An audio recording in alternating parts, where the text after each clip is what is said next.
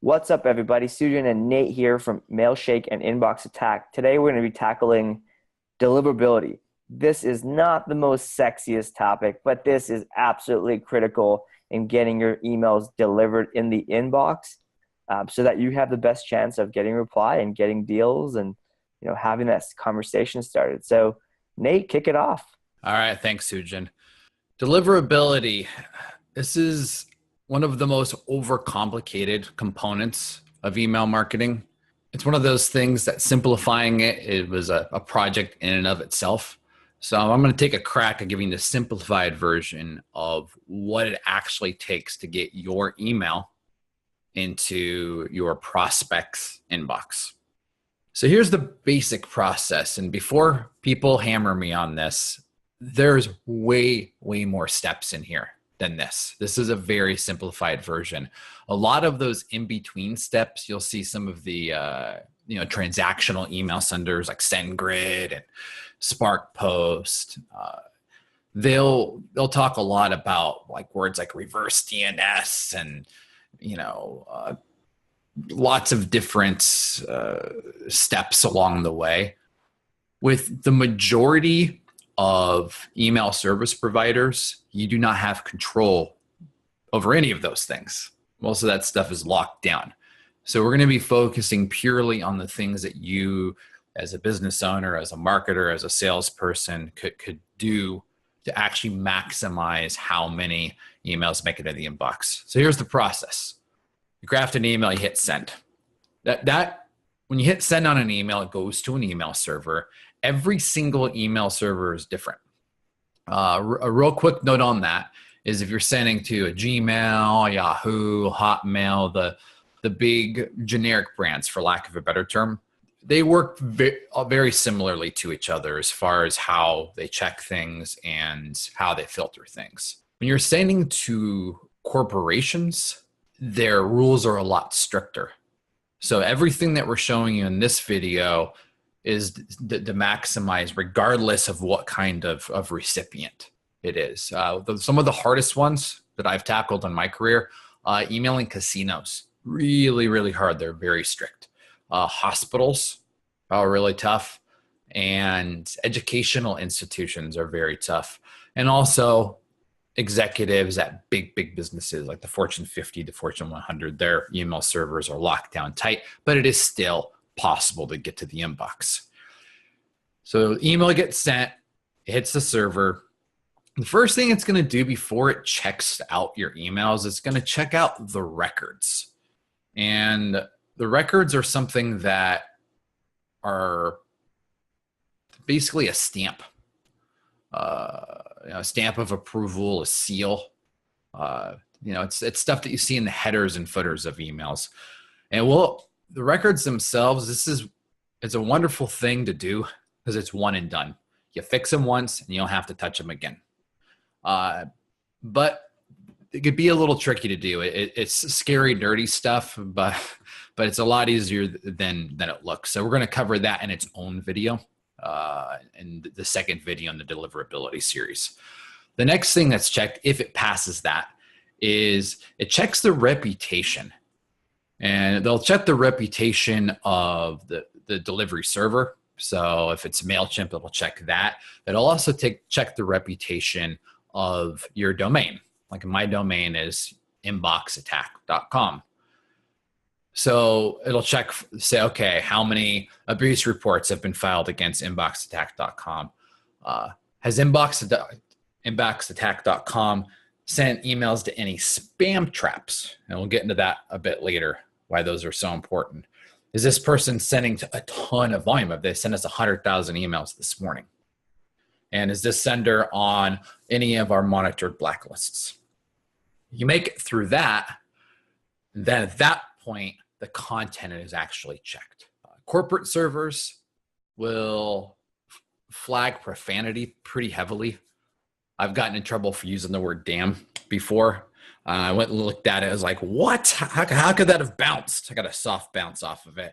And it's because I used the word damn, but it was a church I was sending to, like a church organization. So clearly they had that filter turned on.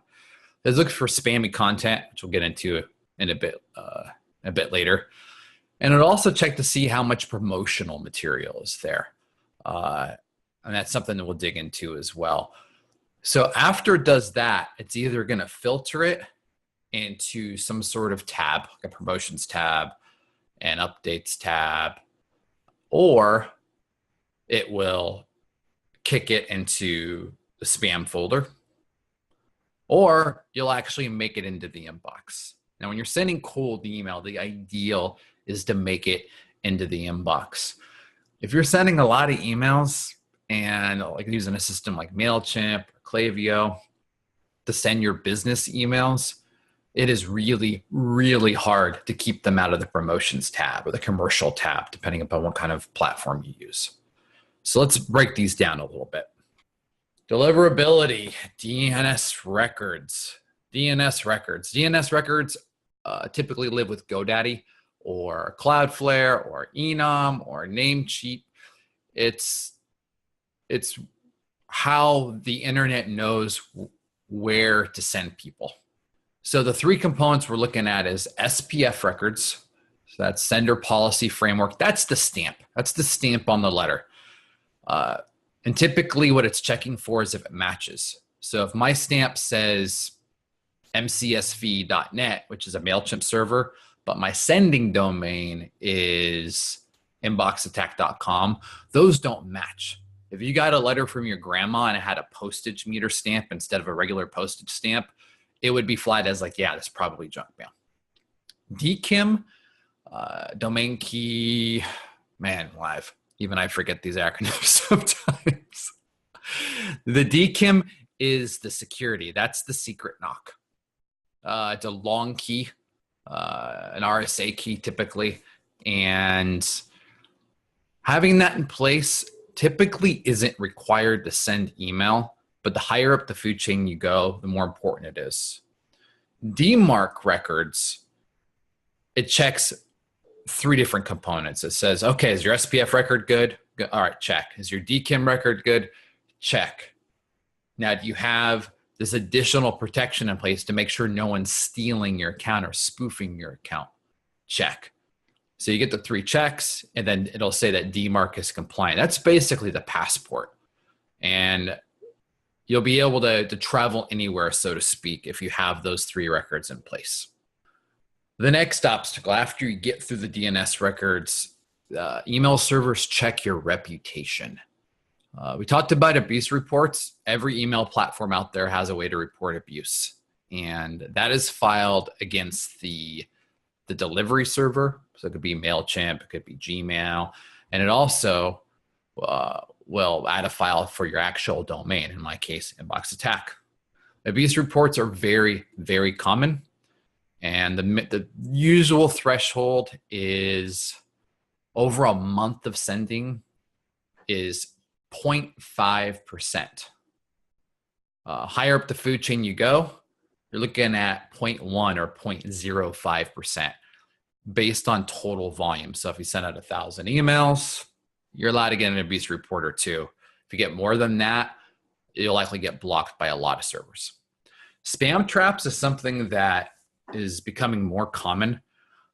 The short version is an email server is like, my goodness, we're just getting hammered with spam traffic on our email server. So we're going to float around a couple of emails that are bad emails. So say johnsmith@yahoo.com. Say that's a spam trap email. So if I send 100 emails to @yahoo.com email addresses, and one of those is johnsmith@yahoo.com, Yahoo will flag the entire batch. So I was like, oh, wait a minute. Clearly he bought or stole or scraped this list because he's sending to one of my spam traps. So just something to avoid. We covered that in the first scrubbing video that we did a few videos back. Another thing they look for is too much volume too fast. If you send 1,000 emails within 5 minutes and you've never sent to that server before, then it will flag you and likely put you in a quarantine, or the email in a quarantine, or just block them all.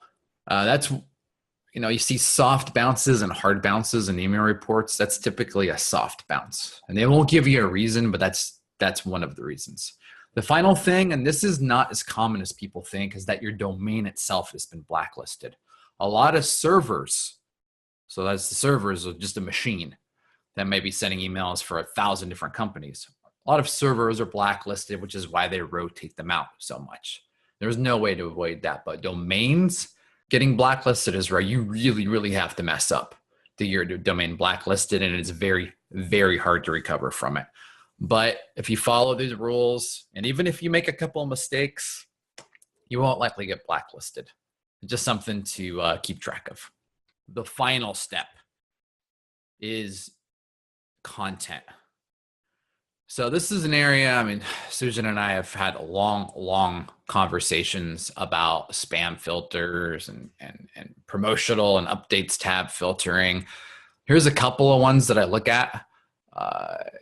The text to image ratio is important. Susan and I rarely ever include any image at all in a cold email. Technically, what tracks your open to say, oh, wow, so-and-so opened your email, that's actually an image 9 times out of 10. There's other ways of doing it. So that does count against it. Typically, if you insist on putting an image, I would pick one. And your company logo up top counts as one of the images. That open pixel is an image. So something to think about. Long and short links. A lot of corporate servers will block emails that have really, really long links. So tracking links. A lot of CRMs like to put really long tracking links on URLs, and the email servers are getting smarter. Also short links, Bitly, buffer links, Owly, Googly, all the different URL shorteners also might get kicked into the promotions tab or spam. The text to HTML ratio, in layman's terms, the more complex your design is, the more code there is. So if you've got, 3 lines of text and 6 images and formatting and animations and all this crazy stuff in an email, you see this a lot in promotional newsletters, that'll likely bump that into the promotions tab. And sometimes, if it's really extreme, into a spam filter. And the final thing is verbiage. The words free, the word opportunity, word Nigerian prince is now a spam phrase. And I don't know, Sujan, what other kinds of questions or things have you dealt with in this space? Yeah, I think like dollar signs, free in all caps, looking at just different currencies, bold and words that are very salesy. Let's put it that way, right? Purchase, buy. Even though those aren't necessarily negative all the time, when you have let's say a buy now or purchase, and then a credit card and free all in the same email, those 3 things combined can help, right? And so just kind of avoiding those would be very, very helpful. And for those of you guys who are Mailshake customers, we've got our email analyzer that you get for free when you actually go through and create a campaign. We'll point out a lot of this stuff for you. So no need to think long and hard about this stuff. Yeah, definitely. Another thing that a question that Susan and I both get a lot is emojis. You could absolutely hit somebody's inbox with an emoji, because I'm sure you have them in your inbox too. In the land of cold email and business emails, I would avoid them at all costs, because just because they're working now doesn't mean that the email servers won't continue getting smarter and start flagging them. It's a way of sneaking an image in there, and they know that. I'm not sure if smiley faces are flagged or not. I haven't done a test on it yet. I think I should probably test it. All right. Smiley faces are not flagged as I know. All right. Okay, that is deliverability in a nutshell. Yeah, thanks for watching, guys, and be sure to subscribe. Leave a comment if you have any question. Nate and I will be pretty proactive in answering comments, and stay tuned for the next few videos to go deeper onto how to get your emails read.